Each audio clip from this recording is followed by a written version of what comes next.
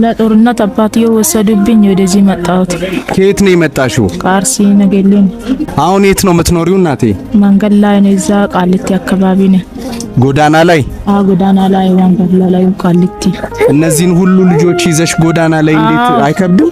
ሚላ ሰው ምግብ ይሰጣሉ፣ እንጀራ ይሰጣሉ፣ ዳቦ ምናምን ወደ ባጃጆቹ ተራ ልጆች አሉ ይሙሉ ይገዛሉ።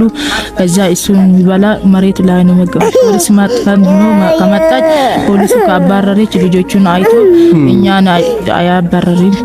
ከዛ በረንዳ ላይ አንድ ሰው መጥቶ ጥላ ይሰጣል። ከጥላ ከሰጡ በኋላ ለሕፃኖቹ ጋር እንደዚህ ይጄ በቃ አድራሉ። ባለቤትሽ አሁን የት ነው ያለው? ባለቤቴ የት እንዳለ እኛ አላቅም። ከዛ እንትን ምን የለም ከልጆቹ ጋር ተንከራትቼ ወደዚህ መጣሁት። ባለቤቴ ዘንድ ጠፋኝ አላየሁም። ስንት ጊዜ ሆነሽ አሁን እዚህ? አንድ ወር ነው። 15 ቀን ሆኗል። አሁን 1 ወር 15 ቀን። 1 ወር 15 ቀን በሙሉ ጎዳና ላይ ነው ያላችሁት? 1 ወር 15 ቀን በጎዳና ላይ ነው ያለው። አውሬ ምናምን ሰው አያስቸግርሽም? አይ ነው አይቸግርም። ሰዎቹ አሉ ጠበቃ ምናምን ትምህርት ቤት ፊት ለፊት ነው። ከዛ ሰዎቹ ሲመጡ ልጆቹ ሌባ ምናምን ከመጡ ሰዎቹ በረንዳ ጥበቃ ትምህርት ቤት ያላችሁ ሁሉ ይከልክላ እኛን ይጠብቃሉ።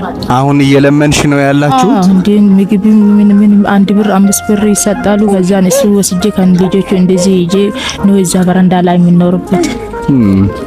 ኢትዮጵያውያንና ኤርትራውያን በእግዚአብሔር ለምናችኋለሁ፣ እነዚህን ቤተሰቦች ቢያንስ ማረፊያ እንዲያገኙ እናድርግ።